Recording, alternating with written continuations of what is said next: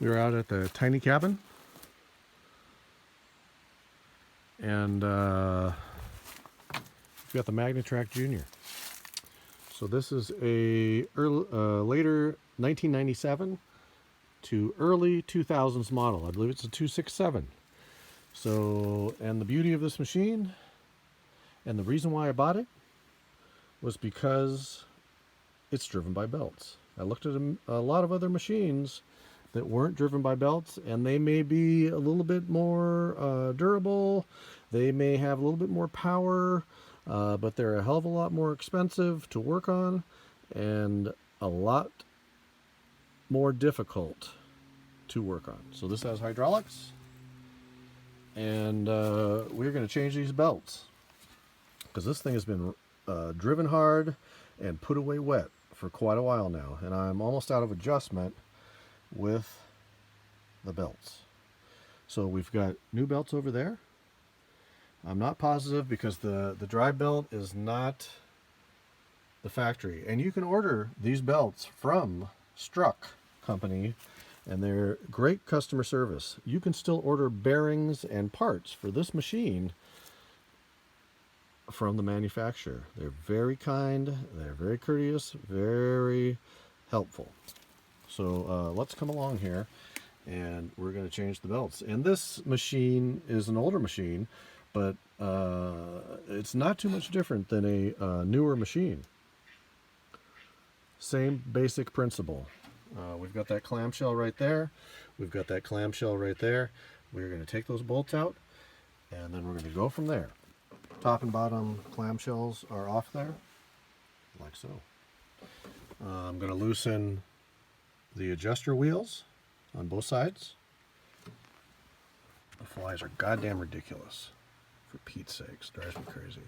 We've loosened that bolt nut and that nut on both sides. We have shifted the adjuster wheels all the way forward. So this is the only access / entry point right here. You do not have one on the other side, but you can get the drive belt off there separately. So we need to take, I already have, but we take this belt off, and we undo it, pull it out through there, and that's sitting over here. And then we take the second belt off, same procedure, come out through there, set that one over here. And then we're going to take the third belt and we're going to bring it out through there, same thing. So then they're all over here.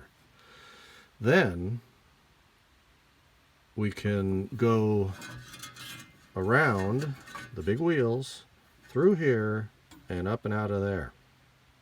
So the first belt on the far side is in there, and it takes some you need to get the belt in there just right and work its way over and pull the levers forward and back to make sure that you can get the slack in there that you need to walk it. I first put it in the center, and that it was in the center pulley over here, and you just need to walk it across there. So the second belt will go in there exactly the same. The third belt wraps around that small pulley on the bottom down there that you cannot see, but right there on this side. So we're all on. So this last one, the inside one, you had to go down through here and work your way down, and then around that bottom pulley.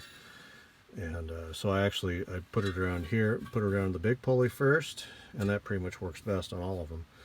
And then over the small pulley down below there. If you have a bad back or not very dexterous, this job is going to be a little bit difficult for you. Okay, so the first belt on this side, we've got it all the way over here, and then we lay it over here on this side. We go all the way past the end here and off, because we need to take our second belt, that one right there, and we need to go through there just like we did with the first belt and get it back over there. Then we can put that last belt back over there. First two on this side are on. Now we're going to take the third belt, the final belt, and down through the bottom and along there, and then that one has to go through the small pulley below there, unlike these two and those two on the end. Okay, so I've already put the dry belt on. The dry belt is the easiest of them all. It goes around the crankshaft right there, pulley. It comes back here, it goes around that wheel down there, and then around the top wheel, and then down to your adjuster wheel. So when you put this dry belt on, you want to loosen that adjuster wheel down there, and that slides forward. You want to take those 3 bolts out, so the bearing, the shaft slash bearing goes forward, and then you can slip your belt past here once you get it routed through there, because you can't do that unless this shaft is loose and out of there and able to slip that belt past there. So we have had a successful belt changing, and probably I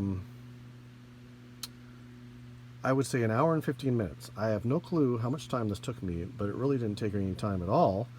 And so the first time when I got this machine, the belts were shot on it, and we could just barely get it onto the trailer when I bought it. And I didn't know anything about these really, besides they were belt drive.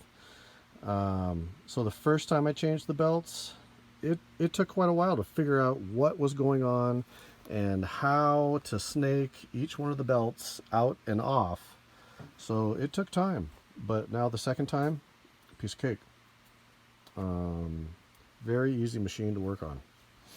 Anyway, Magnatrac Jr. fixed up and ready to rip. So the belt tension, so when you fire this thing off and then you release your lever, putting tension on the belt, on the drive belt, you should not be creeping forward and or creeping back. So if that is the case, so you like I would probably start out with the adjuster wheels all the way forward, because my belts are brand spanking new, and fire it up and see how much I have to push that forward to get moving forward. And then go back and make minor adjustments down there. Keep on making minor adjustments before it, once it starts creeping forward or back without you touching them, then go back down and adjust them slightly back so you have no creep. And then you are set for another season of digging at the tiny cabin, in the tiny carport, at the tiny bathhouse. Thanks for watching. One last thing I forgot to mention was adjusting the drive belt. So this is the side of the dozer, this is the front of the dozer, this is the release arm that tensions the drive belt, so then you move forward possibly, or backwards, excuse me. So the belt goes from this pulley, around another pulley, and then up to the top pulley, and then down to the engine pulley. This is the engine here. So your release lever, if you're looking at it from above, you take the handle, you push it forward slightly, and then it springs backwards in a slot. And that is the slot that you're looking at from the top. So to adjust the belt, you have the little tensioner belt, or tensioner pulley on the bottom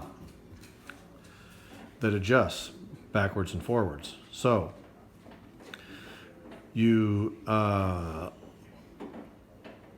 let's say move that adjuster wheel backwards 1 inch, and then you release. This is while the dozer is not running. You release the arm and it springs back, and it should almost hit the end of the slot.